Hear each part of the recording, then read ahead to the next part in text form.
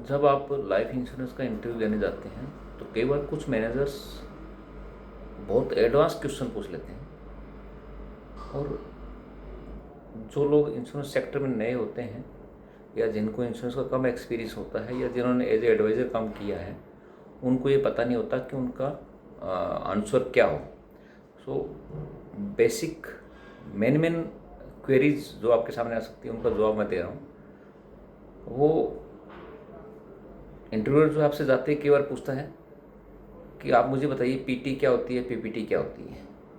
सो PT का मतलब होता है पॉलिसी टर्म, यानी आप जो अपनी पॉलिसी लेने जा रहे हैं उस पॉलिसी में पैसा कितने साल जमा कराएंगे, प्रीमियम किस्त कितने साल भरेंगे।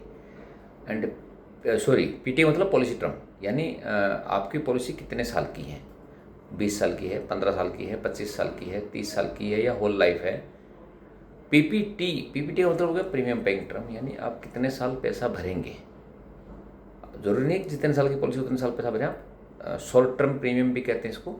सो मान लो 20 साल की पॉलिसी, आप प्रीमियम पेइंग टर्म 5 साल रखना चाह रहे हैं या प्रीमियम पेइंग टर्म 10 साल रखना चाह रहे हैं, या पॉलिसी आपकी अप टू एज 900 है एंड आप प्रीमियम पेइंग टर्म 10 साल, 15 साल, 20 साल या फिर आप अप टू एज 60 रखना चाह रहे हैं। सो ये जो प्रीमियम भरने की अवधि इसको बोलते हैं पीपीटी, प्रीमियम पेइंग टर्म। अगला वो फिर आपसे पूछता है कि what is meaning of BT.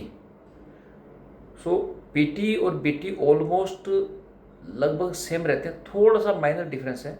PT का मतलब होगा टोटल पॉलिसी टर्म, जैसे आजकल कुछ गारंटेड प्रोडक्ट्स चले हैं जहाँ पे क्या बोलते हैं कि आप 10 साल प्रीमियम पे करो, 11वें साल से आपको प्रीमियम पे नहीं करना है एंड आपको एक रेगुलर इनकम स्टार्ट हो जाएगी और अगले 30 साल तक आपको इनकम मिलती रहेगी। सो बेसिकली पॉलिसी टर्म क्या हुआ, 10 साल आपने प्रीमियम भरा प्लस 30 साल आपको रेगुलर इनकम मिलेगी, तो 40 साल पॉलिसी टर्म हो गई। वहीं पे बीटी का मतलब क्या हुआ, यहाँ बेनिफिट टर्म से मतलब है। बेनिफिट टर्म का अगर वो पूछे कि किस पर्पज़ से, आप सवाल करें कि सर रिस्क और पर्पज़ से।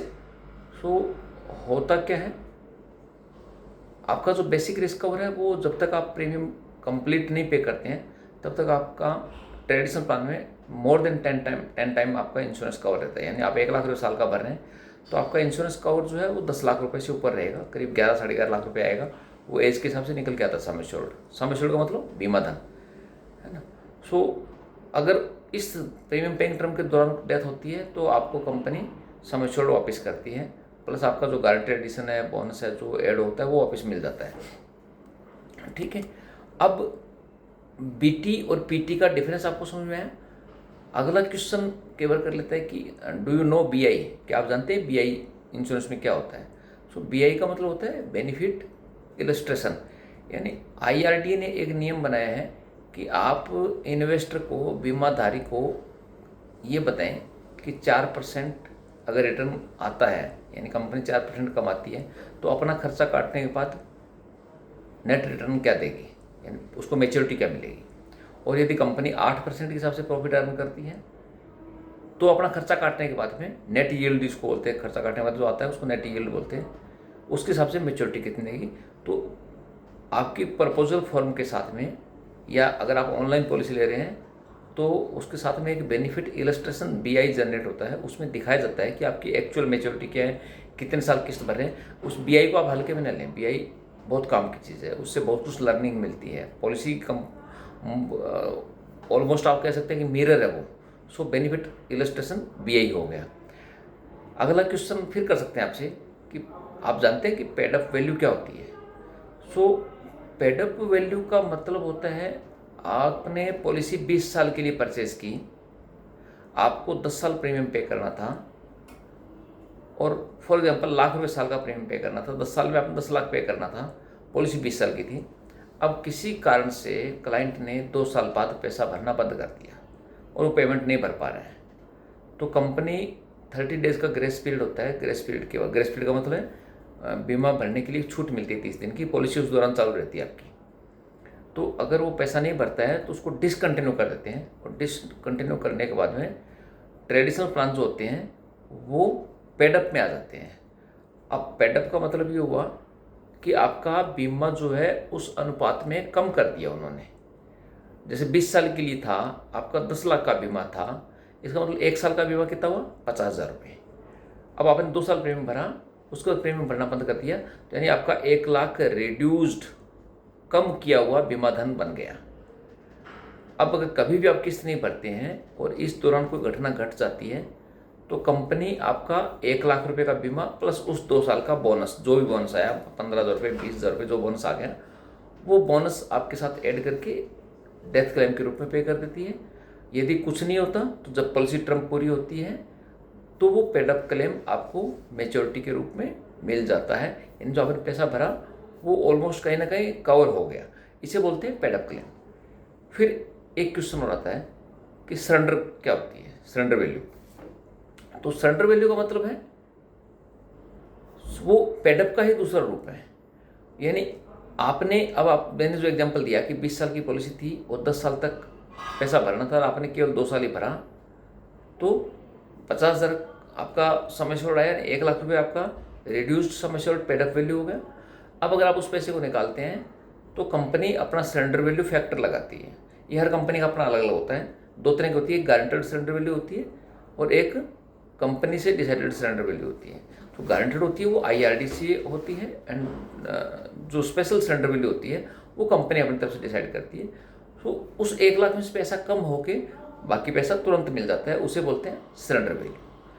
अब ये टेक्निकल पॉइंट क्लियर हुए, उसके बाद में फिर आपसे कुछ क्वेश्चन इंटरव्यू इनकम टैक्स को लेके कर लेते हैं कि आप बताइए इनकम टैक्स के हिसाब से क्या क्या बेनिफिट है इंश्योरेंस प्लान लेने में।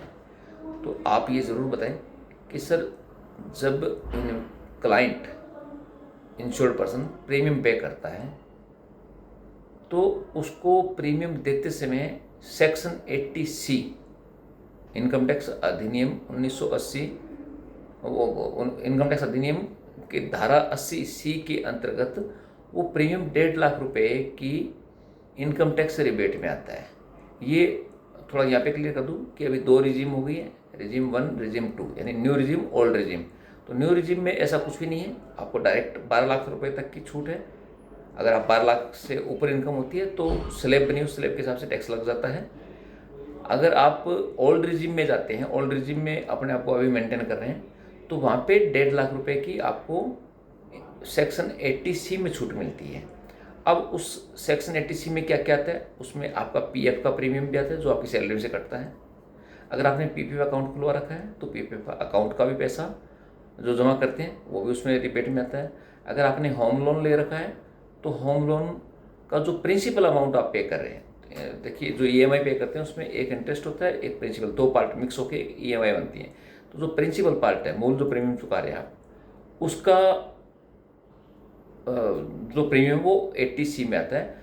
और लाइफ इंश्योरेंस का प्रीमियम, या अगर आपने म्यूचुअल फंड में ELSS equity linked saving scheme, जिसमें लॉक इन पीरियड 3 साल का होता है, अगर उसमें आप इन्वेस्ट करते हैं तो वो पैसा भी 80C में आता है। सो कहने का मतलब है कि जो इंश्योरेंस का प्रीमियम आप पे करोगे वो 1.5 लाख रुपए तक की लिमिट में आपको इनकम टैक्स छूट मिलेगा। फॉर एग्जांपल, किसी ने 1 लाख रुपये ऑलरेडी PF में अदर जगह सेविंग कर रखी है, वो 50,000 रुपये, अब मान लो 2 लाख रुपये प्रीमियम पे कर रहा है कंपनी को, तो 50,000 रुपये 80C में आ गए। परंतु जब पैसा वापस मिलता है तो ये ध्यान रखना है कि वो इनकम टैक्स सेक्शन 10 का सब सेक्शन 10 का फिर सब सेक्शन D के सेक्शन 1 के अंतर्गत, यानी 10(10)(D)(1) के अंतर्गत आपको मैच्योरिटी जो टैक्स फ्री मिलती है, उसमें कंडीशन ये है कि आपका जो बीमा है, बीमा धन जो है वो आपके प्रीमियम का 10 गुना होना चाहिए। अब यहाँ पे क्वेश्चन आ रहा है कि आपने जब प्रीमियम दिया था 2 लाख रुपये, तो उसमें 80C में तो 50,000 रुपये की छूट मिली। यस, वो 50,000 की छूट मिली क्योंकि उसकी आपकी लिमिट 1.5 लाख थी। और बाकी पैसा जब आपकी मैच्योरिटी आ रही है तो मैच्योरिटी में टैक्स फ्री मिलता है। यहाँ पे मैंने पहले वीडियो में मेरे बताया था कि अभी गवर्नमेंट ने नियम चेंज कर दिए कि पर पेन का मतलब एक, अगर घर में 5 मेंबर है तो 500 मेंबर के 5 पेन हो गए, तो हर पेन के यूपर ट्रेडिशनल प्लान में 1 साल के अंदर आप 5 लाख रुपए का प्रीमियम पे कर सकते हो। उस 5 लाख की जो भी मैच्योरिटी आएगी वो कंप्लीट टैक्स फ्री होगी। यूलिप में आप 2.5 लाख रुपए पे कर सकते हो, 2,50,000 रुपये, उसकी जो मैच्योरिटी आएगी वो पूरी टैक्स फ्री आएगी 10(10)(D) सेक्शन 1 के अंतर्गत। यानी टोटल एक पेन पे 7.5 लाख रुपये, 5 लाख ट्रेडिशनल में और 2.5 लाख रुपये यूलिप में आप पे कर सकते हैं। वो पैसा टैक्स फ्री होता है। सो समझ में आया इनकम टैक्स का कि जब आप प्रीमियम पे कर रहे हैं तो 80C में 1.5 लाख की लिमिट के अंदर आता है, और 10(10)(d)(1) के अंतर्गत मेच्योरिटी 5 लाख रुपए तक के प्रीमियम की कंप्लीट टैक्स फ्री मिलती है ट्रेडिशनल प्लान में, और 2.5 लाख रुपए तक की प्रीमियम की मेच्योरिटी मिलती है यूलिप में टैक्स फ्री। अब इंक्लूड कई बार क्या होता है, इससे भी आगे चल जाते हैं, वो आपसे पूछते हैं कि बताइए इनकम टैक्स में और क्या क्या छूट मिलती है इंश्योरेंस में। तो ये मैंने केवल लाइफ इंश्योरेंस का पार्ट बताया। अब लाइफ इंश्योरेंस के अलावा हेल्थ इंश्योरेंस होता है। हेल्थ इंश्योरेंस का 80D में रिबेट मिलती है। इनकम जो आप होम लोन लेते हैं, होम लोन का जो इंटरेस्ट आता है वो 80E में टैक्स फ्री होता है। उसकी लिमिट अलग होती है 2 लाख रुपए तक की पर पेन पे, पर होम पे। मतलब एक अगर मान लो एक घर के अंदर 2 एप्लीकेंट बन गए, उन्होंने एक जॉइंट प्रॉपर्टी ली, तो इसका मतलब थोड़ी सबको 2-2 लाख की छूट मिलेगी, नहीं।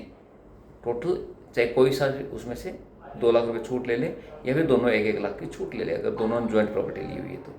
सो इन हेल्थ प्रीमियम 80D में, लाइफ इंश्योरेंस प्रीमियम 80C में, और होम लोन का जो प्रिंसिपल अमाउंट इंटरेस्ट अमाउंट है वो 80E में टैक्स फ्री हुआ, जबकि होम लोन का प्रिंसिपल 80C में आ गया।